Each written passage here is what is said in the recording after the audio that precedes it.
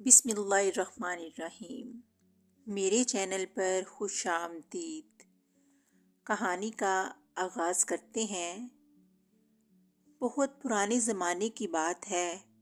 کسی ملک کا ایک تاجر تجارت کی غرض سے بغداد پہنچا۔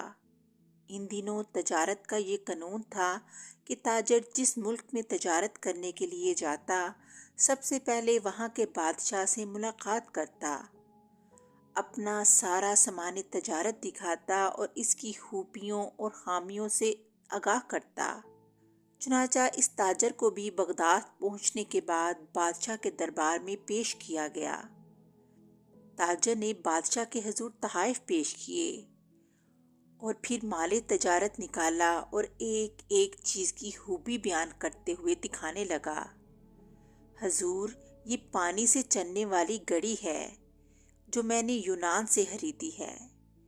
یہ قلین ہے جو ایران سے خریدا ہے اور یہ خالص ریشم کے تار سے بنا ہے۔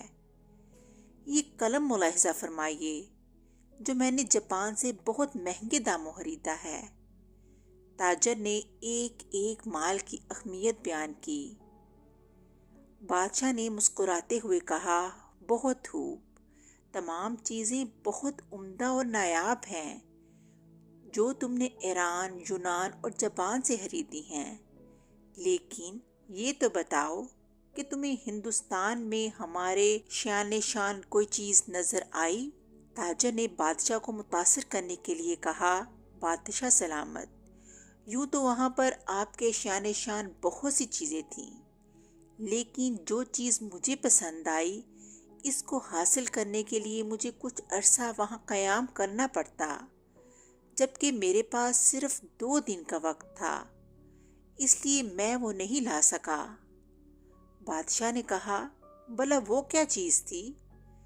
تاجر بولا، جناب، وہ ایک موتی ہے اور اس کی خوبی یہ ہے کہ وہ دوسروں کو بانٹنے سے بڑھتا ہے، اس کو کوئی چرا بھی نہیں سکتا، اور اس موتی سے بہت سے زیور بھی بنا کر پہنے جا سکتے ہیں۔ بادشاہ تاجر کی اس بات سے بہت متاثر ہوا اور کہنے لگا، میں اسے ضرور حاصل کرنا چاہتا ہوں۔ اس نے فوراً اپنے خاص وزیر کو ہدایات کے ساتھ رخصت کیا کہ اب وہ موتی لے کر ہی لوٹے۔ وزیر اپنے مقصد کے لیے نکل پڑا۔ جنگلوں، سمندروں، پہاڑوں، صحراؤں غرض کے ہر جگہ کی خاک چھان ماری، وادی وادی گھوما، ہر شخص سے اس نادر نیاب موتی کے بارے میں پوچھا، مگر سب نے یہی کہا کہ ایسا کوئی موتی نہیں جو چوری نہ ہو سکے اور اس سے بہت سے زیورات بھی بن جائیں۔ لوگ اس کی بات سن کر ہنستے اور کہتے، مسافر پاگل ہو گیا ہے۔ یوں مہینوں بیت گئے اور نا امیدی کے سائے گہرے ہونے لگے، مگر بادشاہ کے سامنے ناکام لوٹنے کا خوف اس کو چین نہیں لینے دیتا تھا۔ وزیر نے ہر ممکن کوشش کر لی کہ اسے کوئی ایسا موتی مل جائے، لیکن نہ ملا۔ آخر کار اس نے واپسی کا ارادہ کر لیا۔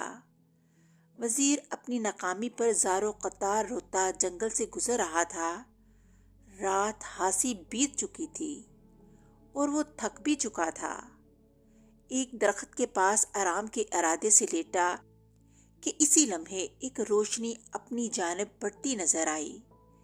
پہلے تو وہ ڈر گیا، مگر پھر ایک آواز نے اس کو حوصلہ دیا، ارے نوجوان، ڈرو مت، میں اچھی پری ہوں، بتاؤ تمہارے ساتھ کیا مسئلہ ہے؟ مدتوں کا تھکا مسافر معلوم ہوتے ہو، بتا میں تیری کیا مدد کروں؟ وزیر نے اپنی داستان کہہ سنائی کہ اسے جس موتی کی تلاش تھی وہ اس کو کہیں سے بھی نہیں ملا۔ اب اچھی پری وزیر کے سامنے آ چکی تھی اور وہ وزیر کی بات سن کر بے ساختہ ہنسنے لگی اور بولی، افسوس کہ تو نے عقل سے کام نہ لیا اور محض ایک موتی کی تلاش میں مہینوں مارا پھرتا رہا۔ وزیر بولا، اچھی پری، میں تمہارا مطلب نہیں سمجھا۔ پری بولی، بھلے آدمی، وہ موتی دراصل علم کا موتی ہے، لیکن تو اس کی ظاہری شکل کو تلاش کرتا رہا۔ علم تو ایک ایسی شے ہے جسے ہزاروں نام دیے جا سکتے ہیں۔ کہیں اسے پھلدار درخت کہتے ہیں تو کبھی سورج سے تشبیہ دی جاتی ہے، اور اس سمندر سے بھی کہا جاتا ہے، لیکن اسے کوئی چرا نہیں سکتا۔ لیکن اس سے زیور بنانے والی صفت؟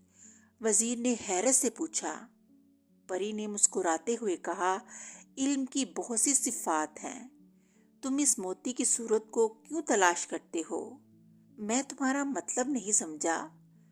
پری بولی، بھلے آدمی، وہ موتی دراصل علم کا موتی ہے۔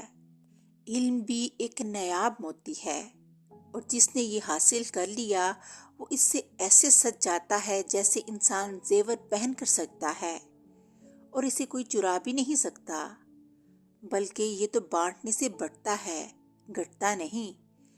وزیر بڑے غور سے پری کی بات سن رہا تھا اور بالآخر قائل ہو گیا، اور واقعی علم ایک ایسا موتی ہے جس کے پاس ہو وہ دراصل دنیا کے سب سے قیمتی زیور کا مالک بن جاتا ہے۔ وزیر نے پری کا شکریہ ادا کیا، جس کے بعد اچھی پری وہاں سے غائب ہو گئی۔ اب وزیر بہت خوش تھا اور اپنی کامیابی کے گیت گاتا اپنے ملک کو روانہ ہو گیا۔ وہاں پہنچ کر اس نے بادشاہ کو علم کے موتی کے بارے میں بتایا، تو بادشاہ بھی پری کی بات کا قائل ہو گیا کہ صرف علم ہی وہ موتی ہے جسے کوئی چرا نہیں سکتا۔ علم ایک ایسا موتی ہے جس کی چمک دھمک زمین سے آسمان، فرش سے عرش تک ہے، اور علم کے اس موتی کی روشنی میں ہی انسان اس کائنات خالق و مالک تک رسائی حاصل کر سکتا ہے۔ یہ صرف سمجھنے کی بات ہے۔ اور اس طرح کہانی کا اختتام ہو گیا۔ نئی کہانی کے ساتھ پھر ملیں گے، تب تک کے لیے اللہ حافظ۔